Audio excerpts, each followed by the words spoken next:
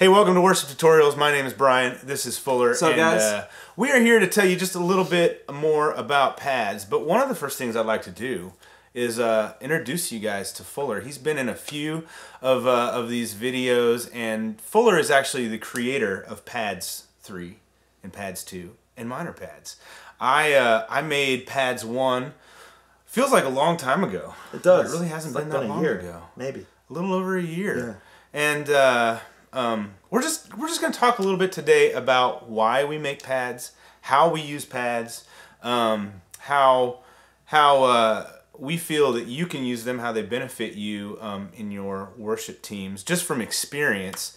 And because I know a lot of people, literally thousands of churches, are using pads these days. That's good. They've been popular, and we're so grateful that that you find them useful. And but Fuller, tell us a little bit about yourself, and sure. Tell us about your history as a worship leader and as a producer. Cool. Because you're good at both of them. Thank you, man. Thank you. Appreciate that. Well, my name's Fuller. I've been leading worship now for over 9 years as an occupation. I love leading worship. I've been playing guitar for a long time. I don't even want to say how long, but it's been a long time. But I produced music, wrote music while I lived in Nashville. Music production's always been something I've been passionate about, mainly because music plays such a huge role in society and in our own lives. It does something to us emotionally that words can't. Yeah. And absolutely. I think you know, pads is not just something churches use. Pads are all over. It's just it's one of those things that most people don't even recognize. But you ever been watching a movie and the scene is happening, and then all of a sudden one note comes in, or one light string, or one, sometimes maybe like just an ambient piano, and suddenly I think of you start to tear up. You know, like something. Yeah. It just it does something to the human body that words can't, and it elevates what's happening. You're waiting at a dentist office. There's something about that music, that ambient music that's playing in the background, that just sets you at ease. Yeah.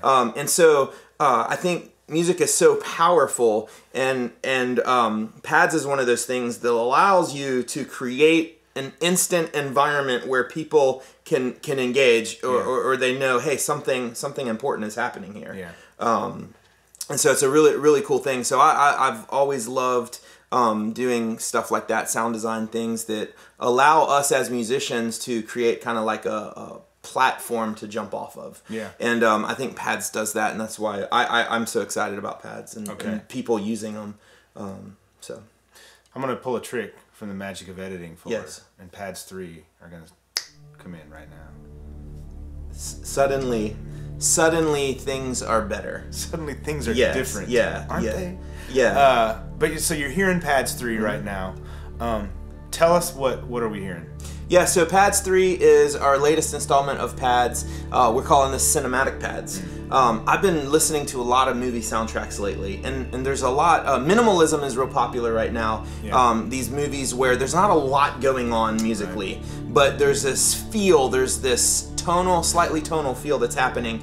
And so Pads 3 is kind of like my nod to that. You know, you think Hans Zimmer, John Williams, there's always these epic movies where there's just some light strings and stuff happening that's really kind of setting the tone for what's going to take place over top of it. Sometimes it's dialogue, sometimes it's an action scene or whatever. In churches, it's a worship song, it's a guitar part that's going to come in, but it's setting the tone, it's setting the stage, if you will, for what's next. And it creates a little bit of anticipation. It really takes you to this place where you kind of just you just get ready for it. Cinematic pads, that's different from the other pads, is we've incorporated some classical instruments in there.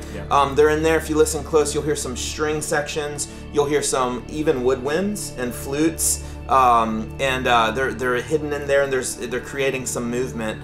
So it's a bigger feel. It's a little bit more epic feel, and it really, I think, used appropriately will give you that kind of next step that you need in whatever you're doing musically.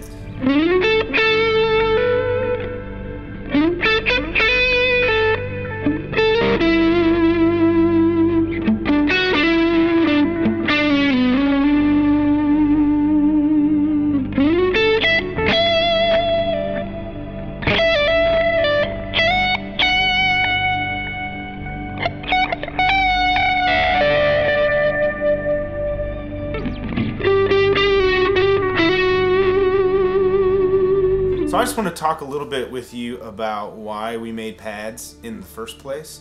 And like I said, it was it's been over about a year and a half ago. Yeah. Now Fuller and I we lead worship in the same church. It's a multi-site church. Fuller is our global worship arts pastor, and I am one of our campus pastors. So it's like I said, multi-site church. We have multiple campuses. Each campus does live worship and has a worship pastor and has worship bands. And so Fuller kind of leads all of us, all of the campus pastors.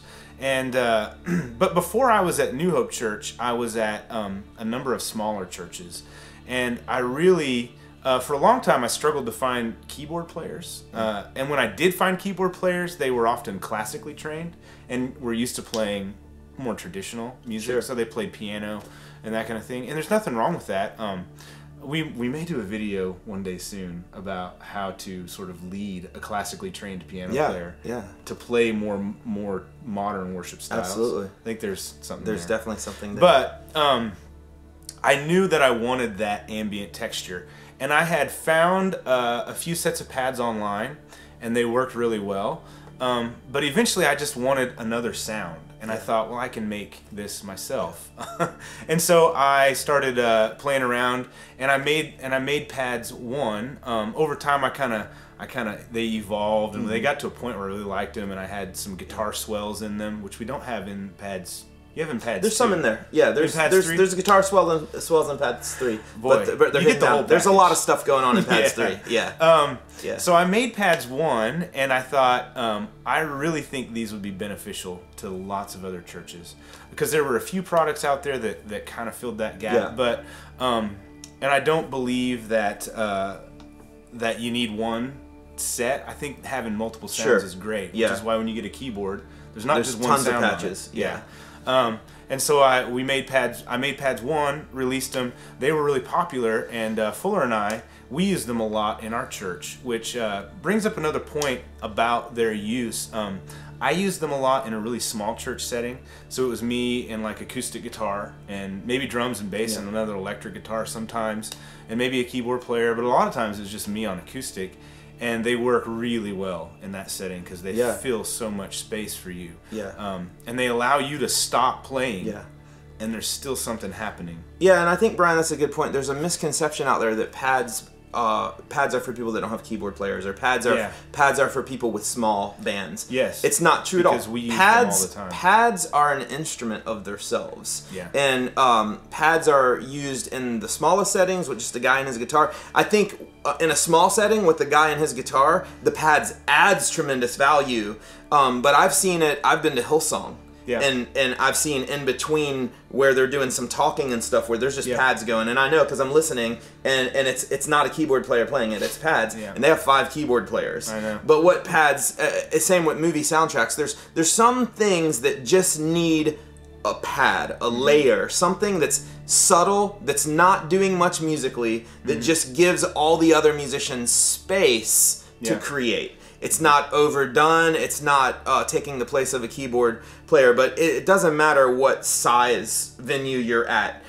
Major pop artists use pads. Yeah. You know, it's something that our psyche's wired for. It's something that the media is just used to. It's just a sound of today. Right. And it's something that when it's there, it feels great. Yes. And when it's not, it's kind of like something's missing. Yeah, it feels a little empty. Yeah. And you know, sometimes that's appropriate. Sometimes Absolutely. empty is appropriate. Space is good too.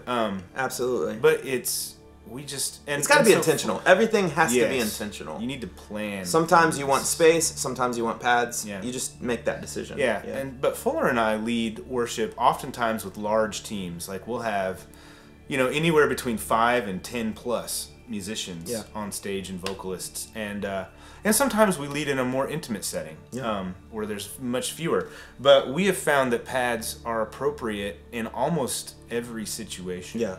You might not, like if you have 10 people on your stage and you have, say you got 7 instrumentalists, you might not need a big pad playing real loud during your music. You might want that. Yeah. Because it allows there might be other sections people, of it where you want that. It allows other people to play other things, but it's really handy to have it come in at the end of a song. Yeah. and help you transition to the next thing. But like, what if your keyboard player needs to change a patch? To get to the next song, or wants to play something more interesting. Yes, maybe they just want to play. So talk about keyboard players. Yeah, so as a keyboard player, I've had this question a lot. Yeah, I mean, pads are not a substitution for keyboard players. Pads are something that it doesn't matter what instrument you play. It's there to hold things together. It's there to create an ambience. It's there to give your band space to create. As a keyboard player, I love being able to just use my right hand and do some really melodic things over top of the pads, because if I could think of one word for pads, it's inspiring. Yeah. If you play, I dare you to sit down in your room, turn on pads with some nice speakers, and start listening for 20, 30 seconds. If you're not inspired to do something after you set in that, I guarantee you'll be inspired to do something. And if you have your instrument, I'll do this a lot with my guitar. I'll just turn pads on, and within a few minutes, something's coming to me. There's some sort of emotional thing that happens. And so with a keyboard player, if you got a great keyboardist that can really shred, give them that opportunity. You get some pads going, say you're in the key of C, and you're transitioning in between songs, and you're just gonna let pads go for about a minute, and you're gonna say, hey, keyboard player, whatever you feel, take that moment, and you give them, it sets them up, and then before you know it, they're playing the most beautiful thing you've ever heard. And pads is kind of allowing them to not worry about, all right, well, I got to keep the band together, I got to hold these chords down. It really gives them to create, because keyboard players want to create space too. Yeah. And sometimes as a musician, it's like, all right, transition this moment. You feel this weight of, all right, I got to play all this stuff. But there's a lot of freedom in knowing, hey, I want to play this one note. I want to fade in the swell. I want to do this one little riff. And it's good to know that the pads kind of have your back. It's kind of holding everything together.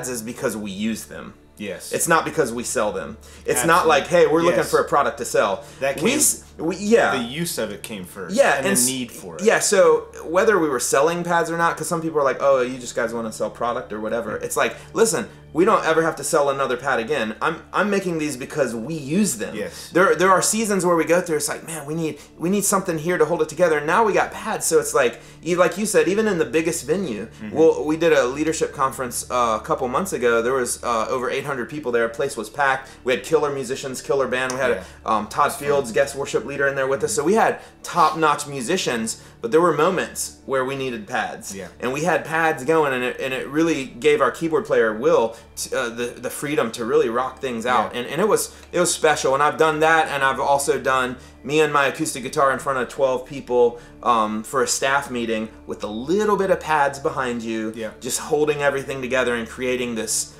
rich atmosphere that you can't get with just a guitar. Right. Or with just a keyboard. So, very practical. Yeah. So, Fuller and I did another video that you can find where we talk a little bit more about what pads are and exactly how you can use them.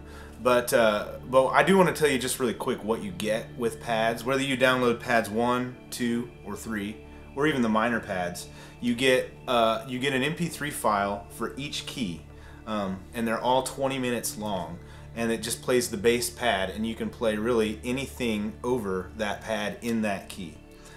Some of the pads 2 and 3, and minor pads, do minor pads have extra bonus files? Minor pads do, as well. So some of the keys, like once you get around F sharp, because you have to voice them high or low. Yeah, because you start on middle C. Middle C is your first note for all music. It's right in the middle of the piano. So middle C is the most neutral note. As you go up the scale and you get further closer to G, you go higher and higher and higher. So G is a fifth higher, and the same down. And so what happens is you might have F sharp might just be a little too high for what you're trying to create.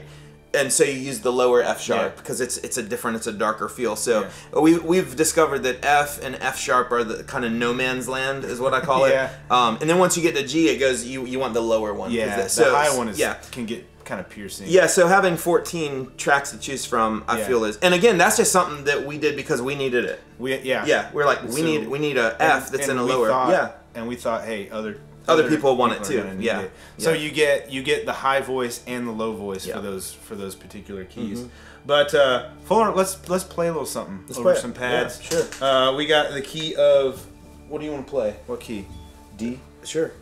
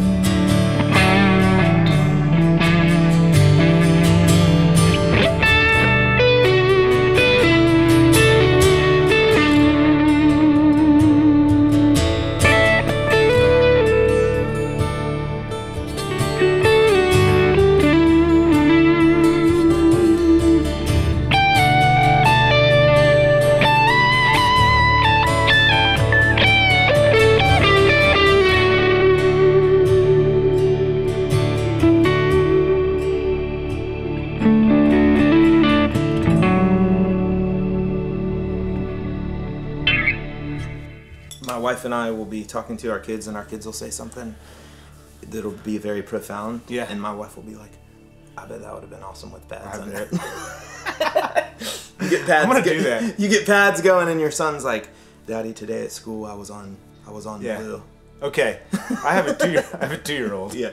And when I got out of the car yesterday, and my wife Angie had just driven up to the driveway, and we got home at exactly the same time. And Seth goes out and he said, Daddy, I pooped in the potty. And imagine that moment. Had I stepped 1 foot out the car. Pads. Daddy. Yeah. Yeah. It's a climactic moment. I was so proud of him. You should have been. You should have been. I know, I don't want to change diapers anymore. All right. So let's talk a little more about how you can use them.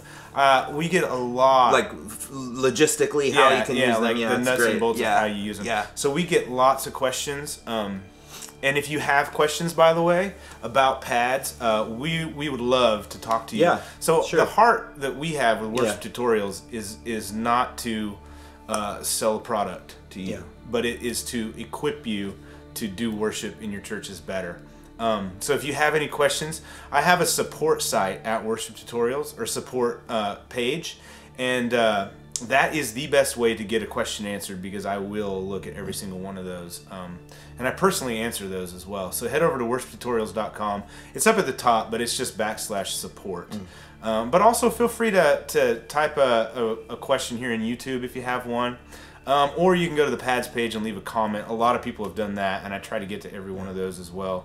But how can you use these? Because what you get is just an MP3 file. Yeah, I think that's important. From there, it's your turn. Yeah, I think the important thing to realize is that when you talk about pads, what is pads? It's an audio file. Yes. That's what it's an audio file. It's not a plugin. It's not a synth. It's not an instrument. It's simply an audio file. Right. And you get the high quality MP3, and that is the audio file. So there's an audio file for each key. Yeah. And I think that's important to know. So the real question then just becomes, how do you want to play this audio file? Yeah.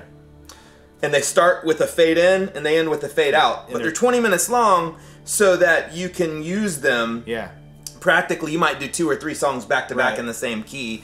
You know, obviously you can loop them. Or you might bring them in under your pastor at the end of a message. Yeah, you may start them. Yeah, you may start them early. You may be inspired by the sound of pads. I know, I would be. Yeah, absolutely. So I think that's important to realize. It's an audio file. When you get pads 3, you're getting 14 audio files of 12 different keys, the high and the low for F and F sharp. And then from there, there's an unlimited amount of ways to do it, and we have some basic practical ways to do it. So literally they work with anything that plays an audio file. If your phone plays an MP3, it'll work. Yep. If you have software that plays MP3s, if you have a CD player, if you burn them to a CD player. Like if you can run them through an amp. Yep. If you use like a Line 6 pod or something, you can run them into that. Sure. You can run them into a keyboard. Anything that has like an aux input, you can run into it. But so I guess we could say maybe what are from the easiest way to the most complicated way of doing it, because there are also some more complicated, cool ways to do it. Offer you a lot of flexibility. Yeah, I mean, you could load it into a keyboard sampler, and you know, if you wanted to do that. But I think what most people want to know, what's the easiest way to do it? Yeah. In my opinion, the easiest thing you can do is to, if you have an iOS device, an iPhone, there is an app, and I'm going to demonstrate it for you a little bit, called Worship Team Director. Now, it does have the initials WT in it, and I have received a lot of emails about, like, hey, it doesn't work with this or that. Like, not iOS, the latest iOS, but the one previous generation, when they upgraded it, it broke Worship Team Director. Nice. And so, you're like, that's not my app. I did not develop the app. I would love to develop an app to play back pads, but I think it's developed by Gateway Church. Might be. But if you use Worship Team Director, it's a free download in the App Store. You can contact the app developer if you need help with it. But simply it'll allow you to load any MP3 or any audio file that you can get onto your phone. And you can set up a playlist, and it will do crossfades, which is an important thing that you're going to want to do, because Fuller mentioned these pads are 20 minutes long. You're probably going to want to get away from the pad, like if you're going to transition to another pad, before your 20 minutes is up, and you don't want a hard cut at the end. I would say this too, you want to treat the pad like another band member. Because you got it on your phone. Well, obviously you need to hook your phone into the PA system. So you're just using your phone as a player. It could be an MP3 player, it could be an iPod, it could be your phone, it could be a CD player. Whatever has the pads on it, you're basically inputting that into the soundboard, and you're treating that as another musician. And you start the pads when someone's starting and stopping the pads when they need them. And then the sound guy is writing them appropriately. There are some times where you want pads really loud. And then there are some times when you want pads really soft. But we have developed these pads sonically in a way that they're designed to be able to kind of just stand on their own. Now, if you have them super cranked, obviously the low end might overpower. And the beauty of the pads is if you get it at the right level, it allows you to change the chords over top of it without getting a lot of dissonance or anything like that. If you do have the pads cranked at a high volume, you may want to dip the EQ a little bit on the low end so that it's not so boomy. I mean, just like, but they're full, they're rich, they're big. That's what they're designed to do. Yeah, just like if you run a guitar or a keyboard into a board, you might want to EQ that to fit the mix. Yeah, exactly. But simply, you can just run your headphone out into whatever you want. You can get like an 1/8 inch to 1/4 inch adapter and run it right into your board. A lot of boards have like a RCA. RCAN, yellow and red and white. White and red. Yeah, it's like a littler plug. You can get a cable from the Apple Store. Yeah, you can run it into RCA as an aux input or something. If you are going to do that, turn off, put your phone in airport mode. Because you don't want to be in the middle of a service with pads and then all of a sudden, bleep bloop, bleep bloop, or your phone ringing, or something like that. So, I've had people comment. I've learned that the hard way. I can. Been there, done that. Yeah, which is why I would prefer to use a separate device, like a burn them to CD. Well, this is the easiest way, but we're going to talk about our preferred ways. Yeah, absolutely. But simply, you set up a playlist. I don't know how well you can see this, but I've got pads. I've got G and D. This is pads too. And this app just lets you touch it and it plays. I don't know how well you can hear it. Put it up to the mic. Obviously, it's just coming out of my phone speakers. I'm still inspired though. I know. Here lies And then, dearly beloved. That's right. Yeah, you put anything in there. And then you can set a playlist up to be whatever you want. So say your next song is in the key of D. This will crossfade for you. And you just hit this button. You want to do something really fun if you have kids? So now we're in the key of D. On Christmas morning, hook your iPhone up to your home stereo, and before your kids come down for Christmas, just start playing pads. That's right. Major pads in any key. E flat's a great key for Christmas. And so when your family comes down the steps or walks into that room and the Christmas lights are on and pads are playing, I'm telling you, it'll be a Christmas you will never forget. It will be a moment. Okay, so that's it. And then when you push stop, they're going to fade out. Which is great. Yeah, you don't want a hard cut. No. So worship team director works great. You can have this. You can have someone in your band can have it. Fuller and I don't recommend that you, as the front person, as a worship leader, have it sitting up there. It's kind of weird. But maybe your drummer can play it, or your keys player. Yeah, if you have a keyboard player, or if you have another volunteer that you've recruited that sets it front of house. I mean, it's great to have it at front of house. The easiest way to do it is to set it back in your production and have somebody running it. And this is something you can train. Anyone who's competent and is engaged and has a high level of excellence. They can learn how to do this. Figure it out. Yeah. So that's the easiest way. Just make sure you tell them the right keys. Yeah, make sure they know what keys. You don't want to be playing in C and they've got pads in B. That could be a total disaster. The way we like to do it, or the way I like to do it, I don't know about you, Fuller, but if you use a program called ProPresenter, which is a very popular program for displaying like lyrics and backgrounds and stuff in worship settings, ProPresenter will play audio and it crossfades. And so really the easiest thing to do if you use it for your songs, say you're going to play like How He Loves in the key of C, your first slide for How He Loves, like usually for us we put the background up. You can attach the key of C pad to that slide. And when you hit it, it plays automatically. And you run that into your board, and now your sound guy has control. And that's great if you have key changes. If the last course goes up a step, you can trigger a new pad on that slide. So when you go up to the new key, it goes to D. Yeah, you can you can tweak that thing to go exactly how you want it. You can tell the last slide to turn them off. You can set these action cues up in ProPresenter, and so really nobody even has to think about it. It's already into your workflow. That's good. So that's how I prefer to use it. It's just so easy.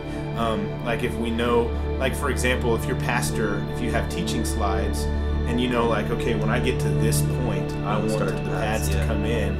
You can just put them in that slide, and you hit them, and they come in automatically. Now your sound guy, you're going to need to make sure that they're trained to like. I mean, they'll fade in, but if you want a slower fade. Well, and here's a tip too. With pads, you always want to bring them in as slow as possible. Because if you're not careful, they can be distracting and overbearing. So you always want to ease them in, long, slow fades in, because you really want people to not even really notice. It's just kind of like a sudden change in environment. You don't want to just hit play and then all of a sudden, because that's kind of weird too. Which is why they don't start that fast. Yeah, they start with a slow fade, but you still want to make sure they're gradual. So we have, I have created videos on both of those methods, how to play them from worship team director. I have a video too on how to import them into your iPhone, because a lot of people now are just getting music from the iTunes store and it automatically downloads. So you actually have to sync a playlist to your phone. And iOS 9 with the new music stuff is making it more difficult. You have to add them to your iCloud library if you do the iTunes music thing. I'll probably make a video soon about how to do that with the update. Yeah, cool. Apple is making iTunes as hard as possible. They make everything else as easy as possible, but iTunes is the worst. And then the most complicated way you can do it is to set them up in some software like Ableton Live, for example. Yeah, if you're already using click tracks, it should be easy. You can always just import the pads. A lot of times what we'll do is we'll pull a pad track in and just set it right to the end of the click. So when the click track's over, the pads have already kind of faded in at that point, and just treat it as a separate track. You can do that. That is a little bit more complicated, but if you're already doing click tracks, it's actually easier to do that way. That is actually how we do it. I could probably use a mix of that. At my campus we do. But yeah, if you're running like Ableton Live or anything that is a MIDI controlled, you can use any MIDI controller, whether it's a keyboard, you can fire pads with keys or pads on the keyboard. I used to use a setup, and I have a video about this. I used to have a Line 6 a floor. It was really small. It had 4 buttons and an expression pedal. And I mapped it with Ableton Live so that one of the buttons played the next pad. And the foot pedal controlled the volume of them, so I could swell them in and out, and then I could play it and stop it. And there was a way that in Ableton that I set up that would kind of crossfade in and out. So I have a video on that as well if you want to check that out. It's a more complicated setup, but it's also a little more powerful. Yeah, very usable, yeah. But we love training people in our production teams to sort of take care of that for us. Lets us focus more on leading. Yeah, and I think sometimes, I mean, you know, people who are just getting into this idea of pads is kind of overwhelming, it's complicated, but if I could just simplify it's simply this. A pad is an audio track of an ambient sound bed that's in a particular key that you simply play underneath of your performance to fill in the sounds, to fill in and give it a little bit richer, thicker sound. And so, you know, I think to think of it as it's just simply you're bringing in the sound underneath what you're already doing. There's no, you don't have to learn how to use pads other than you hit play and then you play a song in that key. You know, and then when the song's over, you know, you can fade the pads in or out or whatever you want to do. The biggest thing to know is you just want to make sure that the key that you're playing in matches the key of the pads. And with guitar, there can be, you know, if you're new to guitar and you're playing in G but your capo's on 2, you're not in G, you're in A. So it's important to know what key you're actually playing in, or if your guitar is tuned to 440. That's the other thing too. Make sure if it's just you and your guitar that your guitar is tuned to A440. All of these pads are tuned to A440. Which is normal. Yeah, which is totally normal. If that's probably what you're tuned to. Just make sure your guitar is tuned. Unless you've gone out of your way but if you have a tuner and it got thrown off and you're tuning to 430 or something like that, then it might sound a little weird. But just make sure you're at standard pitch tuning, and that you're playing in the right key. And if you're playing a lot of E minors, you're still in the key of G, you know, most likely, which is why we created minor pads, because some songs do need a minor key. A lot of Christmas songs, actually. Yeah, a lot of the Christmas songs are in E minors, E minor CD, E minor CD, and you need the E minor pads, not the E major pads, because there will be notes in there that aren't in the key signature. Again, thank you for watching. Like I said, we just wanted to do a video to take you behind the scenes, really, about why we make pads, how we make them, how we use them, how we feel they're beneficial for you to use them. If you have any questions about pads, or if you want to listen to Pads 3, head over to worshiptutorials.com/pads. If you have needs, support type needs, go to the support page and just send an email to me, and I will try to respond to those all within 24 hours. I do my best. So, or if you have any comments or things you'd like to see in the next generation of pads, are there things you're looking for that you'd like to hear? We love exploring and getting new, fresh ideas. And we are planning to make more pads. So we're on Pads 3. And each one is going to have its own kind of sonic signature. Mostly because we just like having variety, having options. Well, and the pads too, the pads are very deeply layered. And one of the reasons we created pads is I've never found a keyboard patch that did what I needed to do by just holding one button down. This would be like playing so what patches pads kind of gives us all that. We might have a warm sound, but it doesn't have enough movement. We might have a sound with a lot of movement, doesn't have enough tonal quality. So we create pads because we just feel like that's not out there. There are no keyboard patches that do what pads does. And so that's what you're getting. You're getting layers and layers of very complex movement and textures that yet still somehow don't interfere with what you're doing musically, and that's the trick. There's a very delicate balance between too little movement, too much movement. And staying in the key signature. Where does the movement go? All right, so again, thanks for watching. Head over to worshiptutorials.com/pads to check out all of our pad sets that we currently have. And do subscribe and like this video. We are going to put out a lot more content. See you next time.